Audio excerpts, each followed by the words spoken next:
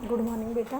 आज हम आपका जो है ज्योग्राफी की फर्स्ट बुक का जो चैप्टर 11 है वो करेंगे। इसमें देखिए आप चैप्टर का नाम क्या है, हमारा चैप्टर का नाम है वायुमंडल में जल, यानी कि वायुमंडल के अंदर जो जल है उसके बारे में हम पढ़ेंगे, क्योंकि वायुमंडल तीन अवस्थाओं में जल है वो तीन अवस्थाओं में पाया जाता है। पहली अवस्था इसकी क्या है, पहली अवस्था मान लो ये तीन अवस्थाओं में पाया जाता है, गैस, द्रव और ठोस, यानी कि गैस में, लिक्विड में और सॉलिड में। तीनों अवस्था के अंदर जल पाया जाता है। तीनों अवस्थाओं में अगर हम वायुमंडल में बात करते हैं तो इसमें भी, वायुमंडल में भी ये तीनों अवस्था में ही पाया जाता है। आज हम इसी को क्या करेंगे कि जब ये जल का वाष्पीकरण होता है यहाँ समुद्र में, जलाशयों में, नदियों में, झीलों में, तो उस टाइम ये वाष्पीकरण के रूप में क्या होता है, गैस रूप में विद्यमान होता है। लेकिन वायुमंडल में जब ऊपर चला जाता है, यानी कि ऊंचाई के साथ जब ऊपर जाकर ये ठंडा होता है तो तरल अवस्था में, और अगर मान लो कि टेम्परेचर है वो 0 डिग्री से नीचे, औषांक से नीचे है, तो वहाँ पे ये सॉलिड अवस्था में पाया जाता है। तो इस प्रकार से जल का जो है गैस, द्रव तथा ठोस के रूप में उपस्थित होता है। वायु में आर्द्रता, जलाशयों से वाष्पीकरण तथा पौधों में जो वाष्पोत्सर्जन की क्रिया होती है उसके द्वारा होता है। इस प्रकार वायुमंडल, महासागरों, महाद्वीपों के बीच जल का लगातार आदान प्रदान वाष्पीकरण, वाष्पोत्सर्जन, संघनन एवं वर्षा की जो प्रक्रिया है के द्वारा करता रहता है। ठीक है, यानी कि वायुमंडल एक ऐसा है जो कि जल को कि सागर, महासागरों और जो लैंड पार्ट है उसके ऊपर, इसमें क्या करता है, ये वाष्पीकरण होता है, वाष्पोत्सर्जन होता है, संघनन होता है और वर्षा होती है। इस प्रक्रिया को लगातार ही साइकिलिंग करता रहता है। हवा में मौजूद जलवाष्प में आर्द्रता कहते हैं, यानी कि हवा के अंदर जो होता है उसको आर्द्रता कहते हैं। मात्रात्मक दृष्टि से इसे विभिन्न प्रकार से व्यक्त किया जाता है। वायुमंडल में मौजूद जलवाष्प की वास्तविक मात्रा को निरपेक्ष आर्द्रता कहा जाता है। यह हवा के प्रति इकाई आयतन में जलवाष्प का वजन है। इसे ग्राम प्रति घन मीटर के रूप में भी व्यक्त किया जा सकता है। हवा द्वारा जलवाष्प को घन करने की जो क्षमता होती है वो पूरी तरह से तापमान पर निर्भर करती है। अगर तापमान मतलब ज़्यादा गर्म होता है, टेम्परेचर ज़्यादा होता है, तो जल का जो वाष्पीकरण है वो अधिक होता है। अगर टेम्परेचर कम होता है, ठीक है, तो उस टाइम क्या होता है, ये औषांक के आसपास होता है, तो उस टाइम क्या होता है, ये लिक्विड अवस्था फॉर्म में आ जाता है। और अगर टेम्परेचर औषांक से भी नीचे माइनस में चला जाता है तो उस टाइम में जो जलवाष्प है ना, जो जल है वो किस में, सॉलिड अवस्था में आ जाता है। समझ में आई इतना आपको। एक निश्चित तापमान पर जलवाष्प में पूरी तरह से पूर्ति हवा को संतृप्त कहा जाता है। इसका मतलब यह है कि हवा इस स्थिति में दिए गए तापमान पर और अधिक आर्द्रता को ग्रहण करने में सक्षम नहीं है। हवा के दिए गए प्रतिदर्श में जिस तापमान पर संतृप्तता आती है उसे औषांक कहा जाता है। यानी कि क्या होता है, हवा में जिस टेम्परेचर प्रतिदर्श में औषांक होता है 0 डिग्री, जहाँ 0 डिग्री टेम्परेचर आ जाता है उसी को क्या कहा जाता है, औषांक कहा जाता है। अगला है वाष्पीकरण तथा जल संघनन, कि वायुमंडल में जलवाष्प मात्रा के वाष्पीकरण तथा जल संघनन कहा जाता है। यानी कि पानी का पहले क्या होता है, जल का वाष्पीकरण होना, फिर उसका वाष्पीकरण होने के बाद में ऊपर उठना, गैसीय अवस्था में, हवा में आर्द्रता के रूप में ऊपर उठना, ऊपर उठने के बाद में टेम्परेचर कम होने के बाद में क्या होता है, ये पानी एक जगह इकट्ठा होता चला जाता है और फिर ये गैस से द्रवावस्था में, द्रव से गैसीय अवस्था में परिवर्तित होता है। फिर वाष्पीकरण का मुख्य कारण ताप है, जिसमें तापमान पर जल वाष्पीकृत होना शुरू करता है। उसे वाष्पीकरण में गुप्त ऊष्मा कहा जाता है। यानी कि आपका शॉर्ट क्वेश्चन इसमें क्या बनता है कि गुप्त ऊष्मा किसे कहते हैं। गुप्त ऊष्मा किसे कहते हैं कि जल का द्रवीय अवस्था से वाष्पीकरण जो होता है तो उसमें जो ऊष्मा, जो टेम्परेचर की जो ऊर्जा की लगती है उसी को गुप्त ऊष्मा कहा जाता है। दिए गए हवा के अंश में जल को अवशोषित करने एवं धारण करने की क्षमता तापमान में वृद्धि के साथ बढ़ती है। उसी प्रकार यदि आर्द्रता कम है तो हवा में नमी को अवशोषित करने तथा धारण करने की क्षमता होती है। हवा की गति संतृप्त परत और असंतृप्त परत के द्वारा हटा देती है। इस प्रकार हवा की गति जितनी तीव्र होगी वाष्पीकरण भी उतना ही तीव्र होगा। यानी कि हवा, यानी कि वाष्पीकरण के लिए, जल वाष्पीकरण के लिए खाली टेम्परेचर ही नहीं, वाइंड की भी आवश्यकता होती है। जितनी वाइंड की स्पीड होगी, हाई या लो, उसी के अकॉर्डिंग क्या होता है, वाष्पीकरण भी होता है। अगर स्पीड हाई है तो वाष्पीकरण भी अधिक होगा। जल वाष्पीकरण जल के रूप में बादल संघनन कहलाता है। यानी कि जब जल का वाष्पीकरण हो जाता है, लेकिन जैसे ही क्या होता है, वायुमंडल जो ऊपर जाता है, ऊंचाई के साथ में, हाइट के साथ में, टेम्परेचर कम होता है तो उस टाइम क्या होता है, जल वाष्पीकरण से द्रव यानी कि लिक्विड फॉर्म में आ जाता है और उसी को इकट्ठे होने को क्या कहा जाता है, संघनन कहा जाता है, जिसको हम बादल भी बोलते हैं। ऊष्मा का ह्रास ही संघनन को धारण कर होता है।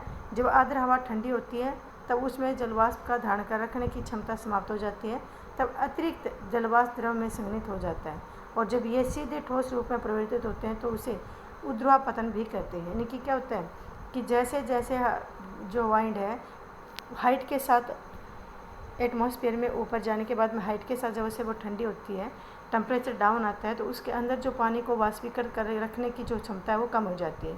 ठीक है, इस कारण से क्या होता है कि वो वापिस द्रव्य अवस्था में आ जाता है। कई बार क्या होता है टेम्परेचर इतना उष्मांक से नीचे -0 डिग्री से नीचे चला जाता है तो उस टाइम क्या होता है कि ये लिक्विड फॉर्म में आने से पहले सीधा ही ठोस अवस्था में चेंज हो जाता है और सॉलिड में चेंज हो जाता है।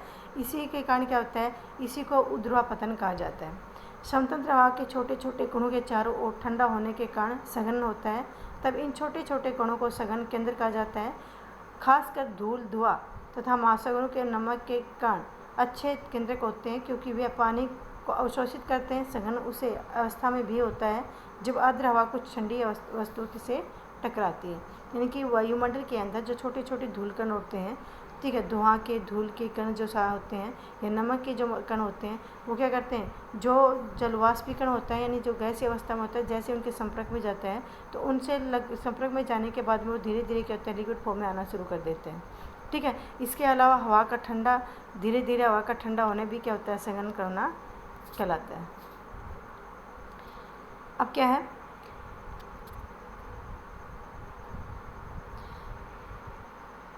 यह उस समय भी हो सकता है जब तापमान अक्षांश के नज़दीक हो। इस प्रकार सघन ठंडा होने की मात्रा तथा हवा की सापेक्ष आर्द्रता पर निर्भर करता है। सघन हवा के आयतन, ताप तथा आर्द्रता को प्रभावित होता है। सघन तब होता है जब वायु का आयतन नियंत्रण हो एवं तापमान अक्षांश तक ही गिर जाए। यानी कि वायु का क्या होता है, आयतन नियंत्रण मतलब आदान प्रदान होता है। ठीक है, अपनी भाषा में इसको आदान प्रदान होता है और तापमान क्या होता है 0 डिग्री से नीचे चला जाता है। वायु का आयतन तथा तापमान दोनों कम हो जाए, यानी कि वायु का जो आयतन है, वायु की जो ये कहें कि उसका जो जितना वो क्षेत्र घेरती है जितना वो कम हो जाए और साथ में तापमान भी कम हो जाए। वाष्पीकरण तो वायु और अधिक जल वाष्प प्रकट हो जाते हैं। फिर भी हवा के तापमान में कमी सघन के सबसे अच्छी अवस्था होता है। सबसे मेन होता है बादलों का बनना, संघनन होना। संघनन का मतलब होता है इकट्ठा होना, जल वाष्पीकरण का इकट्ठा होना एक जगह और गैसीय अवस्था से उसका लिक्विड अवस्था में आना।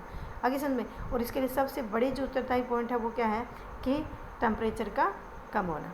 सघन के बाद वायुमंडल की जलवाष्प की आर्द्रता निम्नलिखित रूप में परिवर्तित हो जाती है। कौन सा, पहले होता है ओस, कोहरा, तुषार, बादल। हम इसको एक एक पॉइंट में आगे पढ़ेंगे कि ओस क्या होती है, कोहरा क्या होता है, तुषार क्या होता है, बादल किस तरह बनते हैं। तापमान के आधार पर सघन के प्रकारों का वर्गीकृत किया जा सकता है। सघन तब होता है जब अक्षांश जमाव बिंदु से नीचे होता है तथा तब भी संभव है जब अक्षांश जमाव बिंदु से ऊपर होता है। देखो अक्षांश का मतलब यहाँ पे है बेटा 0 डिग्री से। अक्षांश का मतलब क्या है, 0 डिग्री टेम्परेचर से। 0 डिग्री टेम्परेचर से डाउन जाने के बाद में क्या होता है, एक बार एकदम से कई बार बहुत ज़्यादा डाउन चला जाता है टेम्परेचर, तो क्या होता है कि उस टाइम में जो जल वाष्पीकरण गैसीय अवस्था में है वो तुरंत किसमें सॉलिड अवस्था में बदल जाता है। ठीक है, अब देखो ओस क्या होती है, जब आर्द्रता धरातल के ऊपर यानी कि हवा के अंदर जब नमी है और हवा बिल्कुल धरातल से टकरा कर चल रही है, आगे समझ में, तो उस टाइम के सघन केंद्रों पर संघनित होकर ठोस वस्तु, जैसे उस टाइम क्या होती है हवा के अंदर पानी की नमी है, ये रात को टाइम होती है, खास करके ओस जो पड़ती है सर्दियों में ज़्यादा पड़ती है जब टेम्परेचर कम होता है धरातल का, लैंड पार्ट का जब टेम्परेचर कम होता है और जब किसी ठोस हवा से टकरा कर चलते, किसी पेड़ से, किसी पत्थर से या किसी ठोस दूसरी अवस्था से या फिर घास के ऊपर, तो इस तरह से पत्थर, घास तथा पौधे की पत्तियाँ जो होती हैं इनके सतह पर जाने के बाद में क्या होती है, जो वाष्पीकरण के रूप में जो जल होता है वो उनके पास में हल्की हल्की पानी की बूंदों के रूप में उसके ऊपर जमा हो जाता है। ठीक है, तो ये इस तरह से क्या होती है ओस पड़ती है। सबसे उपयुक्त अवस्था साफ आकाश, इसके लिए सबसे जरूरी क्या होता है, आकाश का बिल्कुल साफ होना चाहिए, बादल नहीं होना चाहिए, हवा बहुत धीरे धीरे चलनी चाहिए, उच्च सापेक्ष आर्द्रता यानी कि हवा के अंदर पानी की नमी ज़्यादा होनी चाहिए, ठंडी एवं लंबी रातें होना जरूरी है। और उसके लिए क्या ज़रूरी है, और उसके लिए सबसे पहले क्या है कि साफ आकाश का होना, शांत हवा चलनी चाहिए लेकिन बिल्कुल हल्की, बहुत तेज़ स्पीड की हवा चलेगी तो ओस नहीं पड़ेगी, हवा बिल्कुल हल्की चलनी चाहिए, इसके साथ में हवा के अंदर पानी की जो नमी है वो ज़्यादा होनी चाहिए, और साथ में क्या है कि रातें क्या होती हैं ठंडी और साथ में लंबी होनी चाहिए, इसी वजह से ज़्यादातर ओस सर्दियों में पड़ती है। ठीक है, अगला है तुषार। तुषार होता है बर्फबारी। ठीक है, तुषार ठंडे स्थल पर बनता है जब संघनन तापमान के जमाव बिंदु में नीचे हो, यानी कि जब हवाएं ठंडी हो जिसके पानी के अंदर उसके अंदर पानी की नमी ज़्यादा हो, और यही हवा जब धीरे धीरे किसी ठोस इतनी ऐसी जगह से जाके टकराए जो वहाँ का टेम्परेचर है, जो उस वस्तु का जो टेम्परेचर है वो कितना 0 डिग्री से भी नीचे होना चाहिए। तो वहाँ पे क्या होती है औष्णांक जमाव बिंदु पर या उससे नीचे होता है, तो उस टाइम में अतिरिक्त नमी पानी की बूंदों को बजाय छोटे छोटे बर्फ़ के रोगों के रूप में बदल देती है, जम जाते हैं। उजले तुषार के बनने की सबसे उपयुक्त अवस्था है ओस के बनने की अवस्थाओं के समान है, केवल हवा का तापमान जमाव बिंदु से या उससे नीचे होना चाहिए। जैसे हमने ओस के बारे में पढ़ा था, क्या पढ़ा था कि आकाश साफ होना चाहिए। ठीक है, आकाश का साफ होना जरूरी है, शांत हवा चलनी चाहिए, आर्द्रता और ठंडी होनी चाहिए, रातें ठंडी और लंबी होनी चाहिए। ठीक इसी तरह से तुषार का होना भी जरूरी है, आकाश साफ होना चाहिए, हवा क्या होनी चाहिए अंदर, हवा के अंदर आर्द्रता बहुत ज़्यादा होनी चाहिए। ठीक है, और क्या है रातें बहुत लंबी और ठंडी होनी चाहिए, साथ में क्या है कि जो टेम्परेचर है वो 0 डिग्री से भी नीचे होना चाहिए। हो गया आपका। अब इसमें देखिए आप हम कोहरा कैसे बनता है बेटा। कोहरा किस तरह से बनता है, कोहरा का है जब बहुत अधिक मात्रा में जलवाष्प से भरा हुआ हवा, यानी कि बहुत अधिक मात्रा में, यानी कि ज़्यादा वाष्पीकरण बहुत ज़्यादा हो रखा हो, उस टाइम में वायु सहित अचानक नीचे की ओर गिरती है। जब हवा क्या होती है ऊपर से नीचे की ओर आती है, तब छोटे छोटे धूल के कणों के रूप में ही संघनन की प्रक्रिया होती है। इसलिए कोहरा एवं बादल एक जैसे ही होते हैं, दोनों का आधार सतह ये सब बिल्कुल एक जैसी होती है, लेकिन कोहरा क्या होता है, कोहरा तथा कुहासे का कोहरे में क्या होता है बादलों के बनने की जो अवस्था है वो क्या होता है धरातल के पास में होती है। ठीक है, यानी कि बादलों के बनने की जो कंडीशन है, जो अवस्था है वो धरातल के अगर पास में होती है तो उसी को कोहरा कहा जाता है। कोहरा और कुहासा में देखो क्या अंतर है। कोहरा तथा कुहासे के कारण दृश्यता जो होती है वो कम से 0 तक हो जाती है। नगरीय तथा औद्योगिक केंद्रों में धुएं की अधिकता के कारण केंद्रकों की मात्रा भी अधिकता होती है, जो कोहरे और कुहासे में बनने में मदद करती है। ऐसी स्थिति को जिसमें कोहरा तथा धुआं सम्मिलित रूप से बनते हो धूम्र कोहरा कहा जाता है, यानी कि धुआं के साथ जो कोहरा बनता है। ठीक है, खास करके जो इंडस्ट्रियल जो एरिया होता है वहाँ पे जो क्या होता है पहले से धुआं बहुत ज़्यादा होती है, और धुआं के साथ में जो आर्द्रता से भरी हुई जो हवा होती है उसके संपर्क में आती है तो वो कुहासे का और कोहरे का रूप ले लेती है। कुहासा एवं कोहरे में केवल अंतर इतना होता है कि कुहासे में कोहरे की अपेक्षा नमी अधिक होती है, यानी कुहासे के अंदर क्या होती है कोहरे की अपेक्षा नमी अधिक होती है, जो कि कोहरे के अंदर क्या होती है कुहासे की अपेक्षा नमी कम होती है। कुहासा पहाड़ों पर अधिक पाया जाता है क्योंकि वहाँ पे क्या होती है जल के अंदर हवा के अंदर नमी भी अधिक होगी, और वहाँ पे क्या होता है टेम्परेचर भी ज़्यादा गिरा होता है, क्योंकि ऊपर उड़ती हुई हवा क्या होती है ढाल पर ठंडी सतह के संपर्क में आती है, और कोहरे कुहासे की अपेक्षा अधिक शुष्क होता है। जब जहाँ गर्म हवा की धारा ठंडी हवा से संपर्क में आती है जब कोहरा बनता है। कुहासा कब होता है जब वाष्पीकरण से भरी हुई हवाएं क्या करती हैं, जब पानी से भरी हुई हवा आर्द्रता से भरी हुई हवाएं जब ऊपर उठती हैं पहाड़ों के साथ में, तो जैसे जैसे वो ऊंचाई के साथ ऊपर उठती हैं टेम्परेचर कम आने की वजह से क्या होता है वहाँ पे कोहरा ज़्यादा लगता है, यानी कि बादलों की बनने की जो अवस्था है वो वहीं पर शुरू हो जाती है। लेकिन कोहरा कहाँ होता है, कोहरा वहाँ होता है जहाँ शुष्क क्षेत्र होता है, जहाँ गर्म हवाएँ चलती हैं, और गर्म और ठंडी हवा एक दूसरे के संपर्क में आती है, तो उस टाइम में जो कुहासा लगता है कोहरा लगता है उसी को कोहरा कहते हैं। ठंडी हवा के संपर्क में आने से वहाँ प्रबल होते हैं कोहरे, छोटे बादल होते हैं जिसमें क्या होता है धूल कण, धुएं के कण तथा नमक के कण होते हैं। केंद्रकों के 4 संघनन की क्रिया बनती रहती है। तो आज हम यहीं तक पढ़ेंगे कि ओस किसे कहते हैं, कोहरा किसे कहते हैं, तुषार किसे कहते हैं, कोहरा। तो आप इतना जो इसमें छोटे छोटे कई जब ऐसे ऐड वर्ड आए हैं जिनके ऊपर मैंने आपको बताया कि शॉर्ट क्वेश्चन बनते हैं, तो आप उनके ऊपर अपने शॉर्ट क्वेश्चन कीजिए। अगले वीडियो में हम अगला टॉपिक पढ़ेंगे। ओके बेटा, धन्यवाद।